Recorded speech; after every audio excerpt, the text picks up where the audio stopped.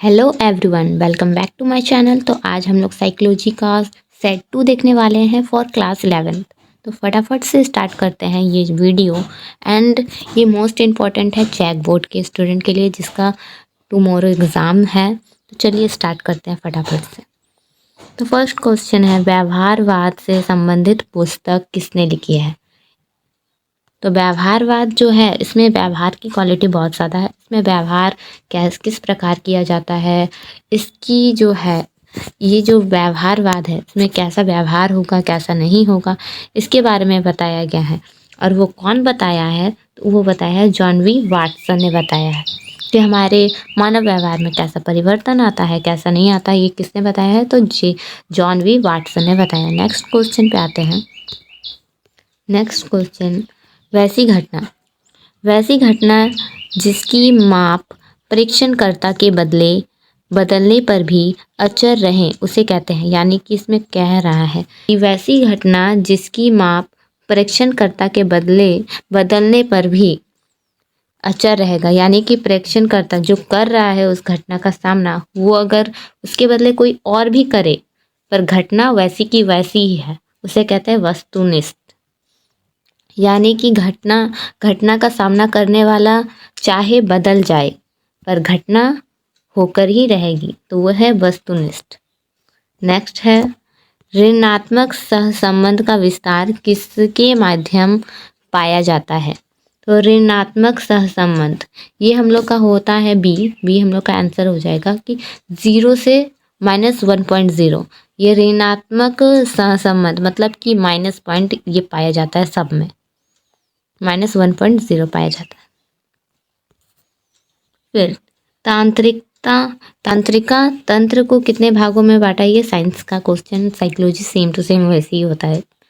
तो इसको तंत्रिका तंत्र को 3 भागों में बांटा गया है। एक सामान्य महिला में किस प्रकार का गुणसूत्र पाया जाता है? एक सामान्य महिला में क्या गुणसूत्र? तो हमें पता है कि क्या है कि मेल में XY पाया जाता है एंड फीमेल में XX पाया जाता है। तो वो सामान्य हो अनसामान्य, पर महिला में क्या पाया जाता है? X पाया जाता है। तो आंसर हम लोग को क्या हो जाएगा? XX कहाँ पे है? Option A. उसके बाद, भारत में किस उम्र के व्यक्ति द्वारा अपराध करने पर बाल अपराध के अंतर्गत रखा जाता है? तो 14 से 18 बाल अपराध कहा जाता है। आवर्ती का मात्रक होता है, आवर्ती वो होता है हर टच, ऑप्शन बी। वायु में ध्वनि किस रूप में संचालित होती है? वायु में ध्वनि किस तरह से संचालित होती है? तो इसका आंसर हम लोग को सी हो जाएगा कि वायु में ध्वनि किस प्रकार संचालित है। ऑप्शन सी हो जाएगा हम लोग का, ए और बी दोनों। निम्नलिखित में से अधिगम को अभिप्रेरित करने का कौन सा तरीका कम से कम काम लेना चाहिए?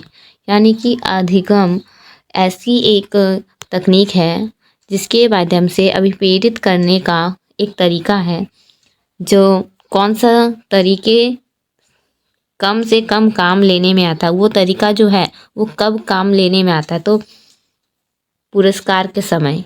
अभिप्रेरक की अधिगम की अभिप्रेरित ये कम से कम कब होता है, कब उसका काम लिया जाता है? तो पुरस्कार के समय। 10, वैसी स्मृति जो अधिक समय तक मस्तिष्क में वर्तमान रहती है उसे कहते हैं दीर्घकालीन स्मृति। वैसे तो ये 11th क्लास में, 12th में होता है चेतन अवस्था जो होता है ना, वो वर्तमान से रिलेटेड है, जो बहुत समय तक हमारे माइंड में होता ही, उसे हम लोग भूल नहीं सकते हैं, वो हमारी चेतन अवस्था। तो यहाँ पे हो गई दीर्घकालीन स्मृति, जो हमारा लंबे समय तक हमारे माइंड में होता है, रहता ही है, याद करने पर याद आ जाता है। वैसी स्मृति जिसमें व्यक्ति किसी अनुभूति को अधिक से अधिक 30 सेकंड तक याद रखता है। तो ऐसी अनुभूति जो 30 सेकंड तक याद रखता है वो है लघुकालीन स्मृति। ऐसा चीज जैसे कि मान लो हम सुबह को खा लिए या कल खाएं नाश्ता, तो वो अभी याद नहीं रहेगा कि कल का नाश्ता में हम क्या खाए थे। वो होता है लघुकालीन स्मृति, वो बस थोड़े ही समय के लिए रहता है। जैसे कल हम नाश्ता में क्या खाएं वो हम लोग को अभी याद उतना नहीं आएगा, बहुत ज्यादा जोर लगाने पर शायद याद जाए। चिंतन किस प्रकार की प्रक्रिया है? चिंतन कब करते हैं? हम लोगों को अपने माइंड में जोर डालते हैं तो ये होता है विचारनात्मक। जब हम लोग विचार करते हैं किसी भी बात को लेकर विचार विमर्श करना ही चिंतन कहलाता है।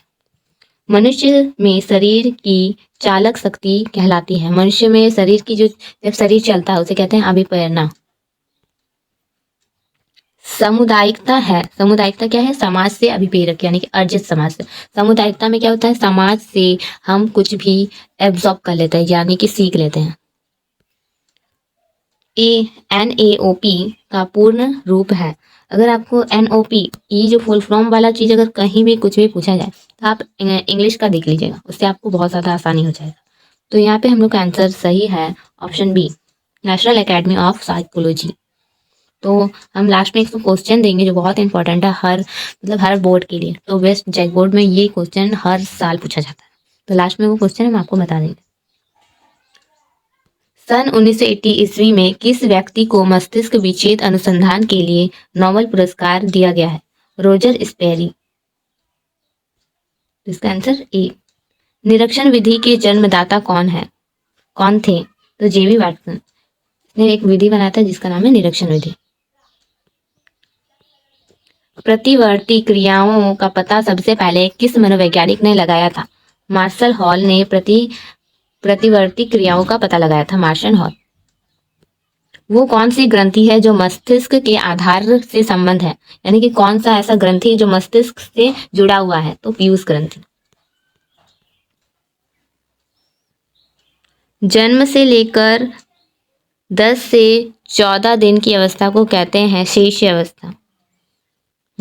शेष अवस्था। तो हम लोग अभी 20 क्वेश्चन कर लिए हैं, तो नेक्स्ट वीडियो में आगे का क्वेश्चन बता दूंगी। तो प्लीज़ एक मोस्ट इम्पॉर्टेंट क्वेश्चन था कि विलियम वुंड की पहली प्रयोगशाला कहाँ खोली गई और कब खोली गई? इसको कमेंट बॉक्स में आप इस क्वेश्चन का आंसर ज़रूर दीजिएगा। और अगर वीडियो अच्छी लगी है तो प्लीज़ लाइक सब्सक्राइब प्लीज़ कर दीजिएगा, ये हमारे लिए बहुत इंपॉर्टेंट होता है। अभी मेरा न्यू चैनल है तो अब पता नहीं कैसा होगा।